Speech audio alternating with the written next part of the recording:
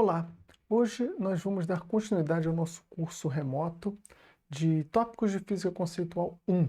Hoje nós vamos discutir algumas leis de conservação, vamos começar com o momento linear, depois vamos discutir conservação de energia, talvez a gente não chegue até o final, porque aí esse assunto a gente terminaria na semana que vem, juntamente com conservação de momento angular, certo? Bom, vamos lá então discutir conservação de momento linear. Já estamos aqui com nossas transparências abertas, né? Vamos ver o seguinte. Sobre o momento linear, né, eu gostaria que a gente refletisse sobre o seguinte. Considere dois veículos que se deslocam em uma via e que eles possuem massas diferentes. Por exemplo, uma motocicleta e um carro. Tá? Eles se deslocam numa via e eu queria que vocês pensassem, qual desses veículos será que é mais difícil de ser parado? Né? Dá um pause aí no vídeo, dá uma pensada, vê o que vocês acham disso. Qual será que é mais difícil de você parar?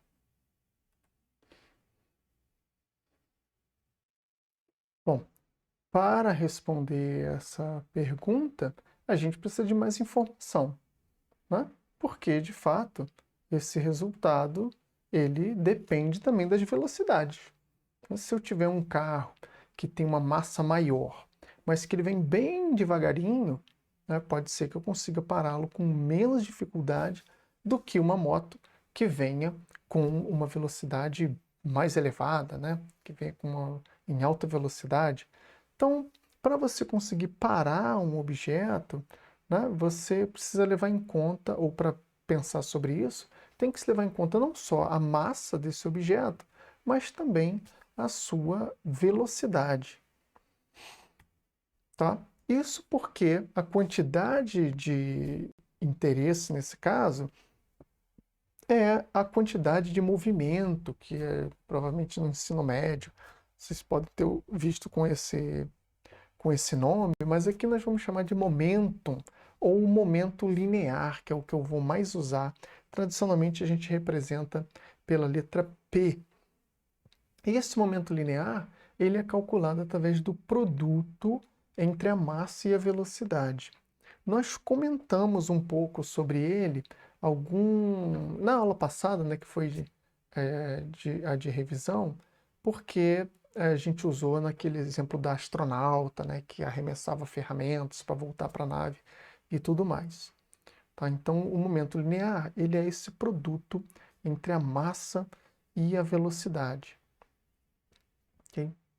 Em termos de letrinhas, está aí, P igual a mv. Bom, a outra coisa que a gente também vai estar interessado é na quantidade chamada impulso. Né? Que o impulso ele é caracterizado por uma variação do momento linear. Tá? Então, o impulso, em termos aqui de pequenas variações do momento linear, eu estou usando essa notação só porque daqui a alguns períodos vocês vão ver com essa notação também, tá? Que é essa notação diferencial.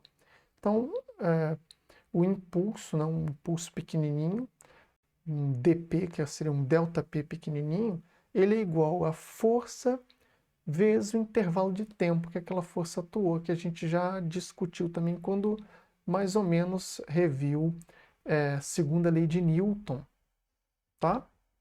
Então, essa quantidade, variação de momento linear, é definida como um impulso, e ela vale F vezes ΔT.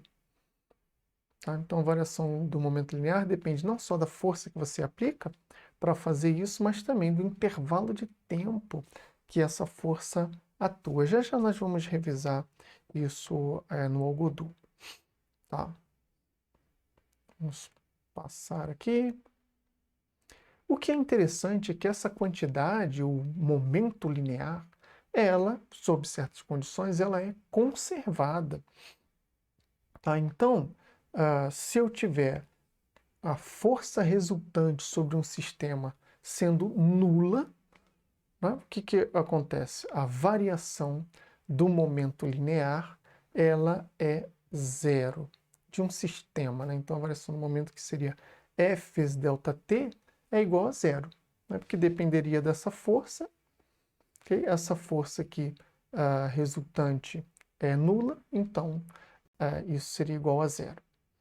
Tá? Note que nessa discussão também entra em cena o que a gente falou também na aula passada, que é sobre a definição do seu sistema.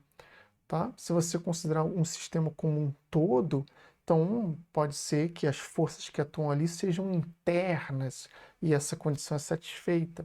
Mas se você considerar só uma parte do seu sistema, né, que não contemple, por exemplo, uma reação, então o momento linear só daquela parte do sistema pode ser alterado. Tá? Bom, então se isso acontecer, né, se a força resultante for nula, ΔP igual a zero, consequentemente o momento linear é conservado. E o que quer dizer essa conservação? Quer dizer que, considere um evento, por exemplo, uma colisão. Se eu medir o momento linear do meu sistema antes dessa colisão, eu vou encontrar um certo valor para ele, não necessariamente é zero. Tá? E se eu medir agora o momento linear depois da colisão, eu irei obter o mesmo valor, tá? Nessas condições. Então, isso que é a conservação do momento linear. Isso é útil por quê? Porque em algumas situações eu tenho como calcular o momento linear antes de um evento de interesse e eu só tenho como calcular partes do momento linear do meu sistema depois de um evento de interesse, por exemplo, um decaimento ou um processo de colisão mesmo. E aí, aquele momento que falta, né, no meu sistema, eu posso invocar a lei de conservação de momento linear e saber qual que é o valor dele. Tá? Então, isso é um exemplo de utilização dessa lei de conservação. Bom, como que essas ideias, né, se conectam com as leis de Newton? Para discutir isso, então, eu vou usar aqui um exemplo que é parecido com aquele da astronauta, mas agora com um foco maior no momento linear. Tá? Eu vou fazer isso aqui no Algodo. Só quero verificar que ele está aparecendo direitinho. Tá, foi para lá, voltou, tá bom. Então, nessa animação aqui que eu produzi no Algodo, nós temos aqui o Goku, né? Pronto para liberar uma Genkidama, ok? E nós vamos poder controlar aqui qual que é a força que ele exerce para lançar esse poder, né? E quanto tempo ele vai exercer essa força. Note que essas são as variáveis que a gente precisa para calcular o impulso. Tá certo? Bom, mas voltando à discussão, o que as três leis de Newton têm a ver com isso? Tem a ver com o seguinte: no sistema que Goku mais Genkidama não está atuando, em princípio, nenhuma força externa. Tá? Então, esse sistema tenderia a manter o seu estado de repouso ou movimento retilíneo uniforme. Okay? Movimento com velocidade constante. Então, isso mais ou menos seria a primeira lei aqui nesse exemplo. Né? Então, não tem força externa, o impulso é zero. Tá? Agora, vamos considerar que começa a surgir uma força interna. Né? Quando o Goku empurrar o poder para baixo, essa Genkidama, ele vai para cima também. Né? E o momento linear do sistema Goku mais Genkidama vai ser conservado.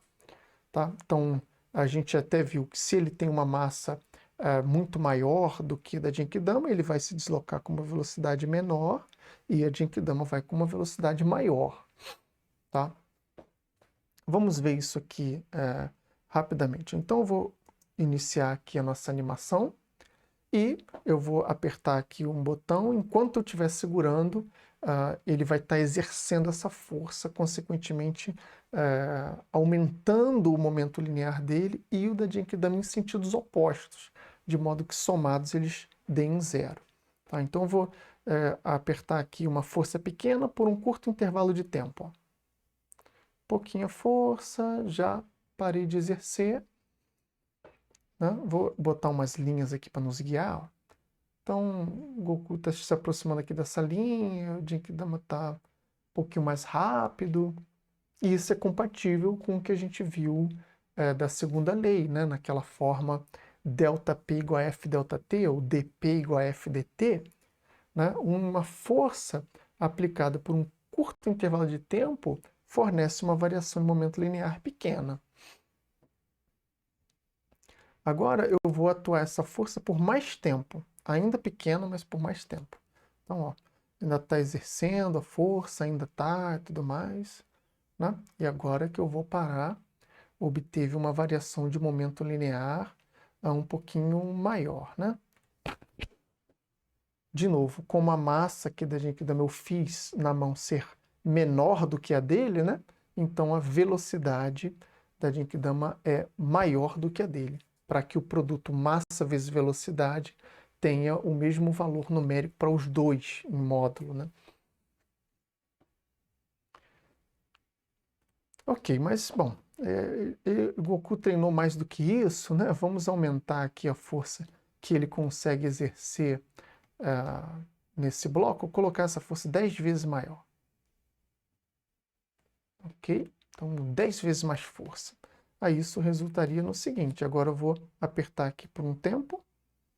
Ok, soltei e já é uma variação maior, né? Do que a gente vinha obtendo até agora. Tá? Eu gostaria de ponderar ainda que é o seguinte, note que nesse sistema fechado Goku Genkidama, quando ele exerce uma força sobre a Genkidama, né, sabe-se lá como empurrando-a para longe dele, ele também recebe uma força com um sentido oposto, né, como nós vimos que seria no caso da terceira lei. Tá? Então ele empurra esse objeto para baixo, mas ele se desloca para trás. Pelo menos no nosso exemplo aqui, ligeiramente mais realista que o anime, né? Bom, vamos exagerar aqui agora, né? Aumentar bastante essa força, botar 100 vezes maior. E para atuar por um intervalo de tempo bom, né? Bastante longo aqui, vamos ver o que a gente consegue. Ok, agora parece que teve algum resultado interessante, né? Vou até aproveitar aqui, né, que a gente está nesse formato remoto, né, que nessa minha animação aqui eu tenho um easter egg, né? Sabe como é que é um easter egg, né? Um ovo de Páscoa, uma surpresa escondida nas coisas. Quando a turma não se comporta muito bem, que fica muito falatório assim tal, eu não mostro esse easter egg.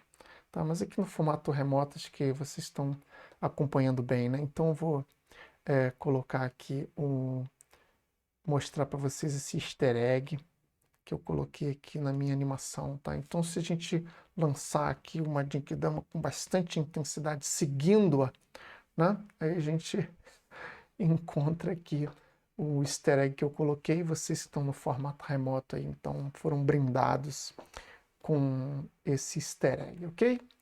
Vamos voltar aqui para a nossa discussão mais séria. Ok. Tá, então o que a gente discutiu estaria minimamente compatível com as 3 leis de Newton. Tá? E tudo girando em torno dessa expressão daqui. Tá? Bom, falando então sobre colisões, né? Esse caso que eu mostrei com o Goku até seria como se fosse um caso de explosão, né? Caso em que tem um sistema fechado e partes do sistema se deslocam, né, com um momento linear, cada um para uma direção, mas que somados todos dão um momento linear original, que nesse caso aqui em particular era zero. Mas falando de colisões, em colisões as forças que atuam no sistema, elas são internas, elas são pares ação-reação do nosso sistema, né? Então, se eu tenho uma partícula que vem, uma bola de bilhar, por exemplo, colide com uma outra, né? Elas se chocam, trocam forças ali, eventualmente até se deformam, mas sempre com forças internas ao sistema. Não é porque uma força, uma bola de bilhar encostou na outra que surge uma fonte externa de força sobre esse sistema. Eles interagem ali sempre entre pares de ação-reação, forças internas à colisão. Tá?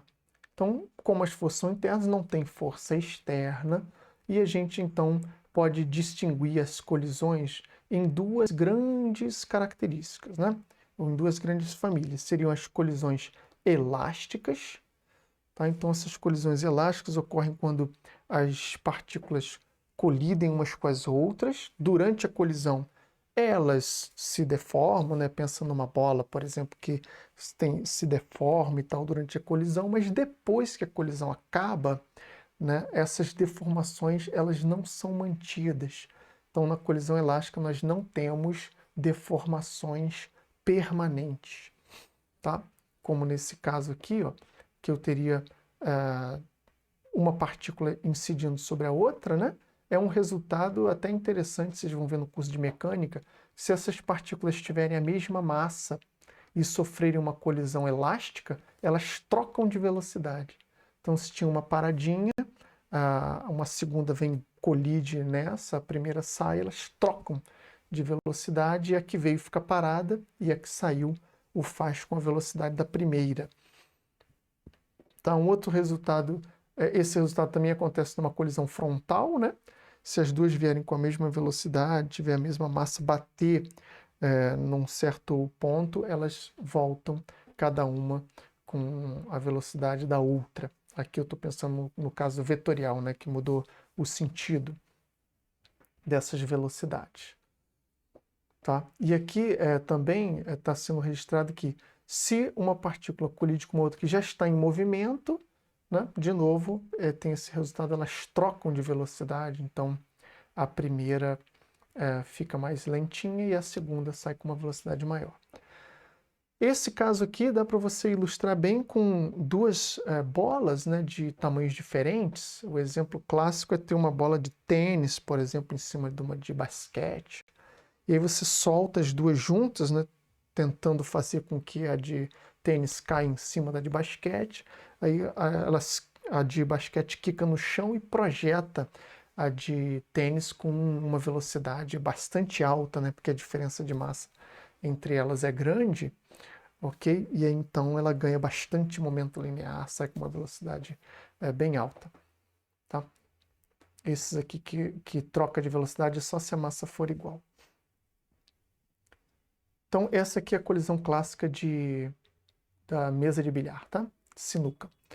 Bom, outro tipo de colisão é o tipo de colisão inelástica, que é quando os objetos colidem, se deformam, né? Mas essas deformações são permanentes, como, por exemplo, um veículo, né, que colide com outro e aí deforma o para-choque, deforma ali a frente do carro, a traseira do outro. Okay? Então, esse tipo de colisão é uma colisão dita inelástica.